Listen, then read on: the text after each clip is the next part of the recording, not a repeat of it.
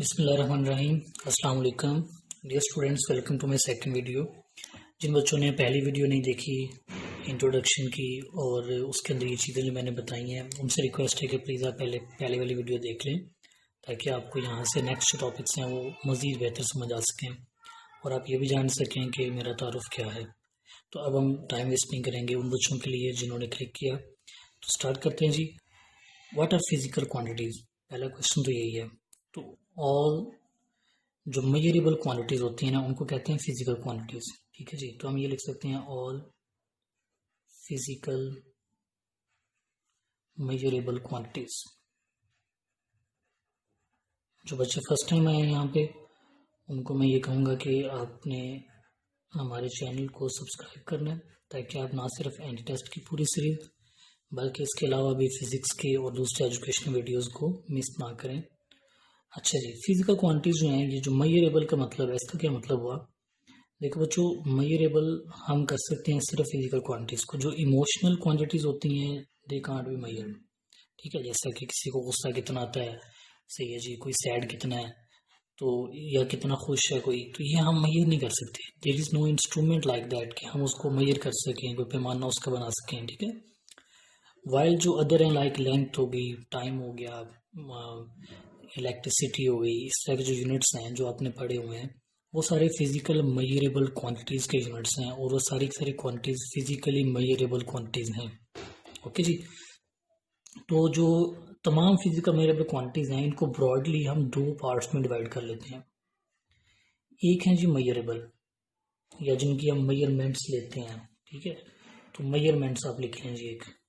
अब ये वर्ड आप हैरान होंगे कि अभी अभी सर यही बता रहे हैं कि मेजरेबल, तो फिर मेजरमेंट्स बता रहे हैं, तो अभी आपको इसका फ़र्क समझ आ जाएगी। और दूसरा है जी डायरेक्शन के हिसाब से, यानी फिजिकल क्वांटिटीज़ को we can divide into two main categories. First of all, those quantities which need measurements are physical quantities which doesn't require any direction, or you can say easily कि ये normally हम physical quantities इनको कहते हैं, जिनके अंदर base quantities हैं। कितनी होती हैं जी? ये 7।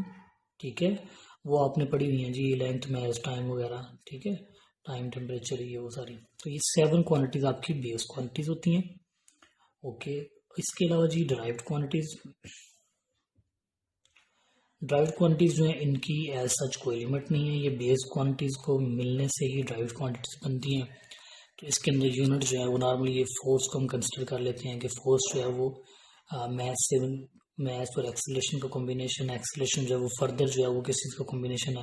तो कुल मिला के आपके पास वो सारी की सारी बेस क्वांटिटीज के ही कॉम्बिनेशन से मिलेगी चीज़ें। ठीक है, तो ड्राइव की कोई ऐसा सच लिमिट नहीं है कि कितनी हो सकती हैं। नेक्स्ट आते हैं जी सप्लीमेंट्री यूनिट्स। तो ये आपने अंदाज़ा होगा आपको कि सप्लीमेंट्री यूनिट्स क्या होती हैं, लेकिन मैं यहाँ पे ये थोड़ा सा एक्सप्लेन कर दूँ क्योंकि अक्सर स्टूडेंट्स जो है ना वो इसमें थोड़ा सा परेशान होते हैं। इसको सप्लीमेंट्री भी कहते हैं और जियोमेट्रिक भी कहते हैं। ठीक है, ये भी ध्यान रखें लफ्ज़ जियोमेट्रिक क्वांटिटीज़ या मेजरमेंट्स। ओके, तो ये कौन कौन सी हैं जी? इसमें दो चीज़ें हैं, तो जियोमेट्रिक यूनिट भी कहते हैं। तो इसमें कौन कौन से यूनिट्स हैं? दो हैं जी मेनली, एक है जी रेडियन और एक है स्टीरेडियन। अब ये जो रेडियन है ये यूज़ होता है प्लेन एंगल के लिए। प्लेन एंगल का क्या मतलब है ये मैं भी आपको बताता हूँ। और ये जो स्टीरेडियन है ये यूज़ होता है जी सॉलिड एंगल के लिए। ठीक है, तो प्लेन एंगल का मतलब बच्चों ये है कि अगर आपके पास लेट्स सपोज के ये एक सर्कल में ड्रॉ कर रहा हूँ, ये 2 डायमेंशन है, हम इसको पकड़ नहीं सकते। ठीक है, ये इसकी एक एक्स एक्सिस है और एक वाई एक्सिस है एंड दैट्स इट। जिस तरह ये पेपर है, ठीक है, ऊपर से जिस तरह पेपर है, ये इसकी एक्स एक्सिस और ये इसकी वाई एक्सिस। तो अब ये जो इसका एक्स एक्सिस वाई एक्सिस पे अगर आप कोई सर्कल ड्रॉ करते हैं तो ये 2 डायमेंशनल सर्कल होता है। ठीक है, ये यूँ कह लें कि सर्कल की डेफिनेशन ही ये होती है जो 2 डायमेंशनल होता है। ओके, तो अब इसके लिए जो एंगल होगा, लाइक जी सेंटर से लेके एक लाइन ये आ गई, एक लाइन ये आ गई, S equal to R theta के जरिए हम इसका वो फार्मूला निकालते हैं। ठीक है, S equal to R theta, क्योंकि मैं थोड़ा डिटेल में नहीं जाना चाह रहा, रीज़न बिहाइंड कि हमारा मेन टॉपिक ना रह जाए जो मैं कर रहे हैं, लेकिन थोड़ा सा बस आइडिया दे रहा हूँ। तो ये जो एंगल है ना ये प्लेन एंगल है। इसके बाद अब 3 डायमेंशनल जो सर्कल है वो मैं यहाँ पर ड्रॉ नहीं कर सकता as smooth as two dimensional. ठीक है, ये आपकी बुक पे बना हुआ है कि इसके अंदर ऐसे है जी, एक ऐसे और फिर ऐसे ऊपर से जाके एक सर्कल बनाया हुआ उन्होंने 3 डायमेंशनल शो कराने के लिए। ठीक है, और यहाँ पे एक एंगल शो किया हुआ है। अब ये जो असल में ये चीज़ है, ये क्या है कि अगर आपके पास कोई रियल ऑब्जेक्ट है 3 डायमेंशनल, ओके, जैसे कि कोई बॉल है, ठीक है, या कोई स्फीयर है, स्फीयर ज़्यादा प्रॉपर है क्योंकि वो अंदर से फील्ड होता है। तो ये जो स्फीयर है या बॉल है या कोई ऐसी चीज़ जो 3 डायमेंशनल सर्कल है हमारे पास, ठीक है, और अगर उसमें से कोई एंगल होगा, आप आम मिसाल में आप तरबूज ले लें, ठीक है, तरबूज देखा ना, उसका जब वो टक्की निकाल के बाहर निकालते हैं ना, तो वो एक एंगल से बना होता है ऐसे करके ना, एक वी शेप करके, तो वो आप इसको ऐसे बाहर निकाल लेते हैं। वो जो वी शेप आपने बाहर निकाला ना, उसने जो एंगल बनाया पीछे, वो स्टील रेडियन में मेजर होगा। ठीक है जी, होप सो अब आप इसको बड़े आसानी से समझ गए होंगे कि ये जो चीज़ है ये 2 डायमेंशनल के लिए है और ये 3 डायमेंशनल के लिए। ओके जी, सो नेक्स्ट चलते हैं इस टॉपिक के ऊपर कि डायरेक्शन के हिसाब से हम किस किस तरह कैटेगराइज करती हैं फिजिकल क्वांटिटीज़ को। तो आपने ये पढ़ा होगा कि कुछ क्वांटिटीज स्केलर्स होती हैं, दे नीड नो डायरेक्शन।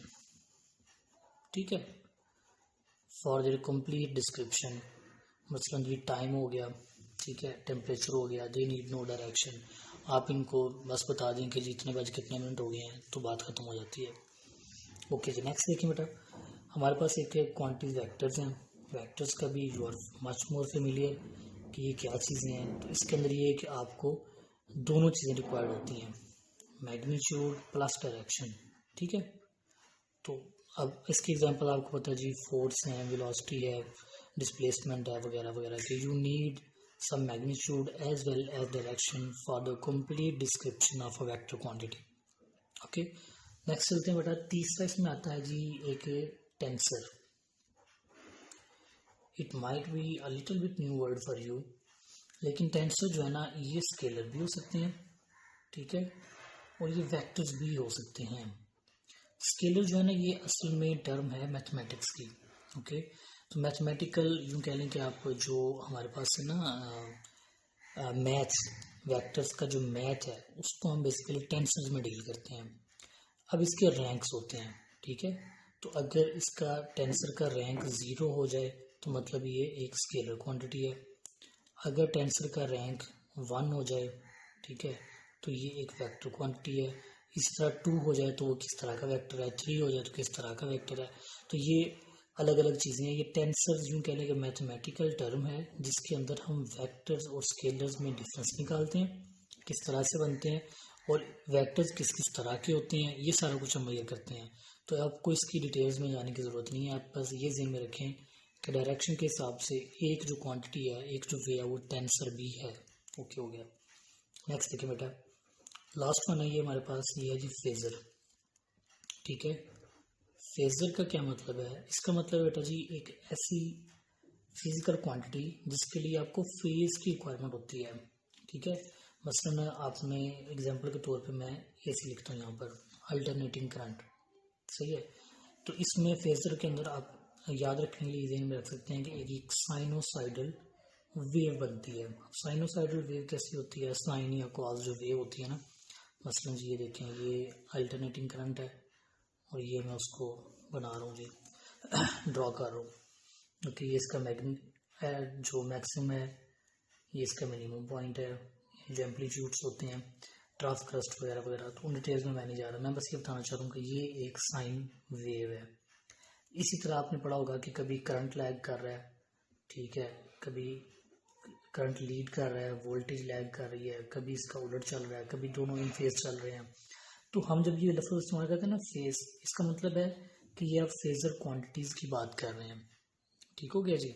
तो फेजर क्वांटिटीज़ के अंदर नॉर्मली हम करंट को डील करते हैं, I is equal to I nought sine theta, ये वैसे साइन ओमेगा टी करते हैं लेकिन अब साइन थीटा कर लें, V equals we not sine theta. तो इस तरह ये जो है ये साइनोसाइडल वेव्स हैं, यानी वोल्टेज की भी करंट की भी। और इसी तरह की और भी जो क्वांटिटी, जैसे सिंपल हार्मोनिक मोशन को भी हम कभी कभी फेजर के अंदर स्टडी कर सकते हैं क्योंकि उसकी भी एक वेव बनती है इस तरह की। ठीक है जी, तो ये मेनली हैं जी आपके पास फिजिकल क्वांटिटीज़। तो इस लेक्चर को मैं इधर ही लिमिट करता हूँ। ठीक है, नेक्स्ट आएगा जी सिस्टम ऑफ यूनिट्स, जो कि होगा लेक्चर नंबर 3। तो ये आ गया लेक्चर नंबर 2 आपका। एंड मूड तो मेरा ये है कि जो 3 और 4 आई या 2 और 3 इनको इकट्ठा कर दूं, लेकिन फिलहाल आप इसको लेक्चर नंबर 2 कर लें, जिसके अंदर आप सिर्फ फिजिकल क्वांटिटीज़ के बारे में मैंने आपको पढ़ाया है और बताया है। Hope so you enjoy this lecture. Okay, please post your questions in the comment box. आपको प्रैक्टिस के लिए मैं कुछ MCQs भी अपलोड कर दूंगा, जो कि आप देख सकते हैं और उससे अपनी अंडरस्टैंडिंग को चेक कर सकेंगे। Thank you so much. अल्लाह हाफिज़।